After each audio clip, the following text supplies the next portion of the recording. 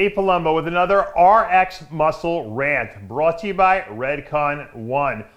Today's topic, Ronnie Coleman.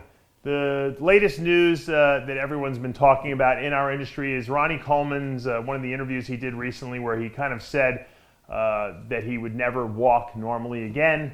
I don't think this revelation is anything monumental. He kind of talked about that with me before his last surgery, when he was talking about the fact that, he has a dropped foot, and we obviously know he has nerve issues, and nerves don't really regenerate. So in that essence, it was nothing revelatory, but the fact that we see a guy who is the greatest bodybuilder in the world, and arguably might be in history, not being able to walk, due to an injury he incurred, working out, which is something that, you think you have control, but you really don't. Is a little disheartening for a lot of us, and a lot of us, try to, I guess there's a lot of negativity out there. It's kind of just freaking pissing me off. Ronnie Coleman didn't wind up the way he did because he was reckless. He didn't wind up the way he is because he took drugs and bodybuilding supplements. He didn't wind up the way he was because his training was not good. He wound up the way he is now because he was willing to put his body and everything in his soul on the line for the thing he loved most in life, because he wanted to be the greatest of all time. I don't think Muhammad Ali regretted for a moment the fact that he wound up getting Parkinson's disease. Now, whether he got it from getting hit in the head too many times or he was genetically predetermined to get it, he still was considered one of the greatest heavyweight boxers of all time, and was probably one of the most electrifying, exciting boxers. Same goes for Ronnie Coleman. Ronnie had, obviously a weakness in his back he wasn't aware of. He injured it at some point in his career working out. A lot of times injuries occur when you're not even lifting that much, just when you're maybe not aware or you weren't paying attention extensively. But I hear these idiots going out there on YouTube blogging like they're experts. They couldn't hold Ronnie Coleman's hat, okay? They couldn't hold his posing trunks next to him on stage, and they're commenting about how, well, his working out's fine, but it was the steroids that made him too strong, and then he pushed his body past its limits. You know what? When you get out there, if you can push your limits past anything that you possibly do in your life, take chewing gum. Can you be the best at anything in the world?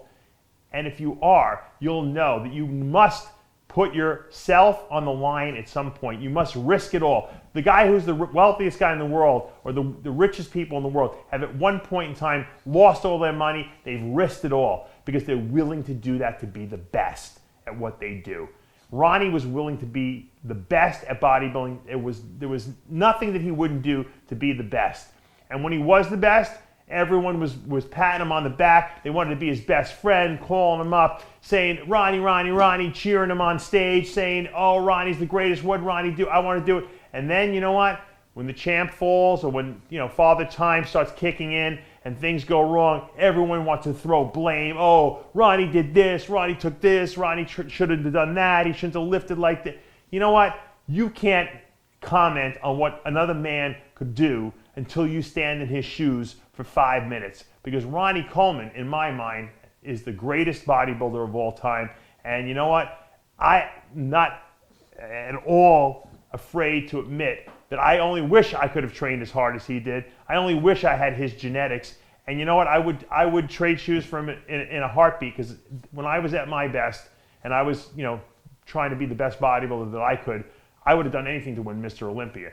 Now, no one wants to have to walk around with, walkers, and no one wants to be handicapped in the way that Ronnie is. But you know what? That was the hand that God dealt him, and he is not regretting it for 1 minute. I know Ronnie. I know his mindset. I've interviewed him many times. I'm sure we'll have him on again, and he'll probably tell you the same thing. Yeah, it sucks to be in pain. Yeah, it sucks to not be able to do the things that you were able to do when you were younger.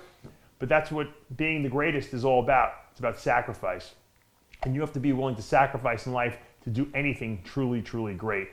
I had obviously some bad shoulders. I had one replaced. I'm going to be getting the other one replaced in December. And yeah, did I induce this damage to my shoulders?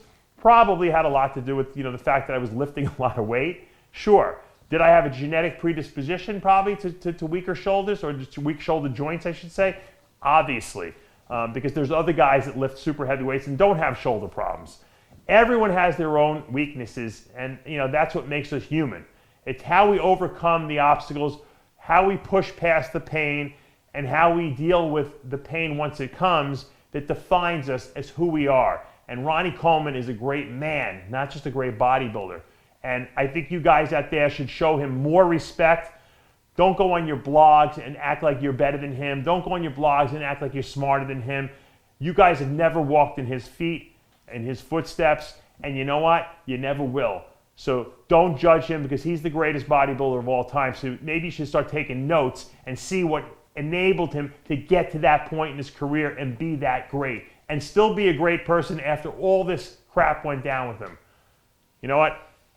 My words may not mean a lot to you, but think about them, because you know what? I like to look at great men like Ronnie Coleman and try to emulate what they do, find out what made them special and what enabled them to be the greatest at what they do, whether it be bodybuilding, life, money, raising your kids, being a great parent, being a great humanitarian to society. All these things take special qualities.